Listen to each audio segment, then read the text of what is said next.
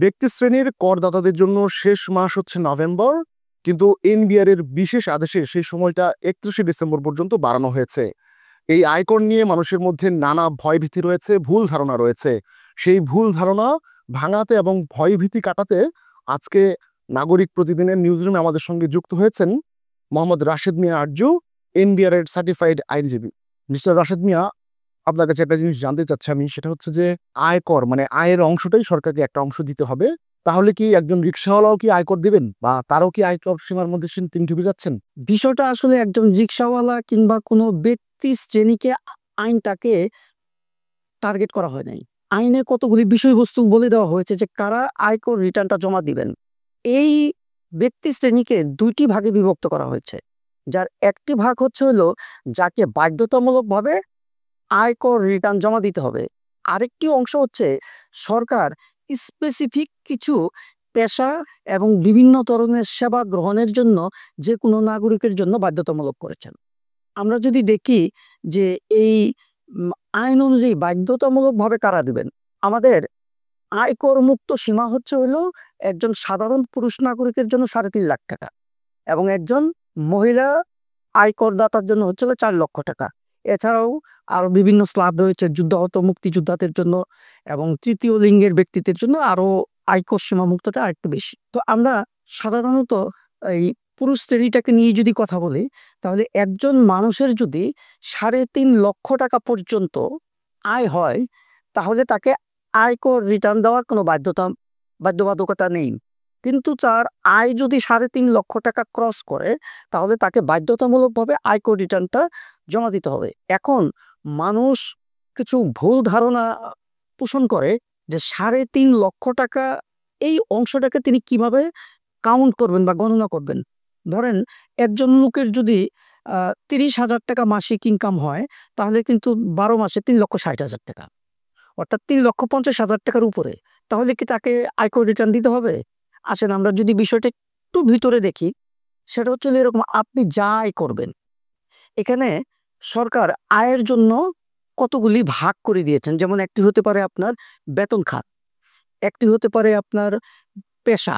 পেশা বলতে আপনার ব্যবসা হতে পারে, আপনার পেশা বলতে সরকারি বেসরকারি কর্মকর্তা কর্মচারী হতে পারে, বা কনসালটেন্ট হতে পারে, কৃষিজীবী হতে পারেন, তার হতে পারেন যে গৃহ সম্পত্তি ভাড়া দিয়ে তিনি অর্থ উপার্জন করেন, কিংবা তার কিছু ফাইন্যান্সিয়াল ইনস্ট্রুমেন্ট রয়েছে, যেমন ব্যাংকে এফডিআর বা ব্যাংকে টার্ম ডিপোজিট ইত্যাদি। তো এরকম সরকার যে খাতগুলিকে ভাগ করে দিয়েছে, সেই খাতগুলির ভিতরে যারা পড়বে, আর এই প্রাপ্তিগুলো যে খাতগুলিকে বিভক্ত করা হচ্ছে, এর বাইরে যদি কোনোটা থেকে থাকে, তাহলে সেটাকে বলা হচ্ছে বিবিধ খাতের আয়। এখন এই প্রত্যেকটা আয়ের জন্য আলাদা আলাদা করে হিসাব রয়েছে। যেমন ধরুন, যদি কোনো বেসরকারি চাকরিজীবী হয়, তাহলে একটি বছরে তিনি সর্বমোট যা আয় করবেন, অর্থাৎ তিনি যদি তার বেতনের বোনাস, বাড়ি ভাড়া, তার মেডিকেল চিকিৎসা ভাতা ইত্যাদি সবকিছু মিলে ধরে নিলাম তার 50,000 টাকা করে অ্যাভারেজ বাৎসরিক আয় হচ্ছে তার 6 লাখ টাকা। তাহলে একজন চাকরিজীবীর ক্ষেত্রে তিনি যা আয় করবেন তার বেতন থেকে, তার 3 ভাগের 1 ভাগ, 3 ভাগের 1 ভাগ হলো আয়কর মুক্ত। তাহলে 6 লাখ থেকে যদি আমরা 3 দিয়ে ভাগ করি, তাহলে আসতেছে 2 লাখ।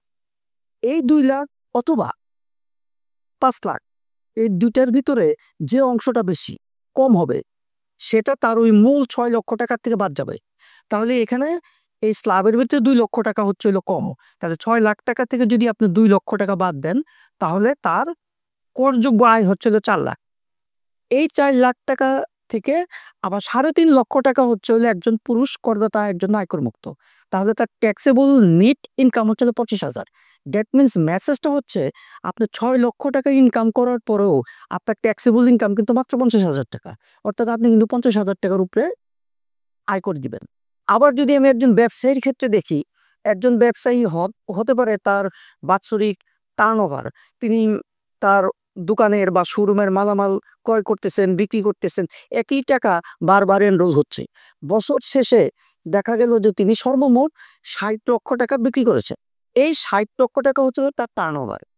বিভিন্ন ধরনের ব্যবসার জন্য বিভিন্ন ধরনের গ্রস মুনাফা, যেটা দীর্ঘদিন যাবৎ প্র্যাকটিস, যেটাকে গোল্ডেন মেথড বলা হয়। যেমন সাধারণত বিবিধ মালামালের ব্যবসা যদি করা হয় তাহলে তার গ্রস প্রফিট ধরে নেওয়া হয় 15%। যদি আপনি খাদ্যদ্রব্যের ব্যবসা করেন তাহলে ধরে নেওয়া হয় যে আপনার গ্রস যা 60 লাখ টাকা যা সেল করেছেন তার 50% হচ্ছে হইলো তাহলে আপনার গ্রস প্রফিট। তাহলে যদি বিবিধ মালামাল হয় তাহলে 15%, তার মানে 60 লক্ষ টাকা যদি তার বিক্রয় হয়, এর 15% হচ্ছে হইলো 9 লক্ষ টাকা। এই 9 লক্ষ টাকা হচ্ছে হলো তার ব্যবসা খাতের আয়। এখন একজন ব্যবসায়ী যদি তিনি একজন দোকানের মালিক হন, তার দোকানের ভাড়া আছে, কর্মচারী খরচ আছে, কারেন্ট বিল আছে, এবং অনেক ক্ষেত্রে তাকে এন্টারটেনমেন্ট করতে হয়, তার ব্যবসার জন্য তার বিভিন্ন ধরনের লাইসেন্স নবায়ন করতে হয় ইত্যাদি খাতের জন্য। এই ব্যবসায়িক খরচের জন্য তার এই গ্রস আয় থেকে 3/1 আয়কর মুক্ত, অর্থাৎ 9 লক্ষ টাকার থেকে 3 লক্ষ টাকা হচ্ছে হইলো তার ব্যবসায়িক খরচ হিসাবে আয়কর মুক্ত। আর যদি তিনি তার কাগজপত্র ডকুমেন্টস দিয়ে প্রমাণ করতে পারেন যে আমার সর্বসাকুল্যে খরচ 7 লাখ টাকা, তাহলে তার নেট প্রফিট 2 লাখ।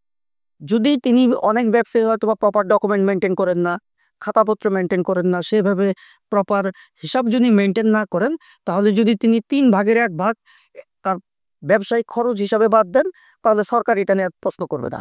আমরা ধরে নিলাম 3/1, তাহলে 60 লক্ষ টাকা যদি কারো কারো টার্ন ওভার হয়, সেখানে গ্রস প্রফিট দাঁড়াচ্ছে 9 লাখ।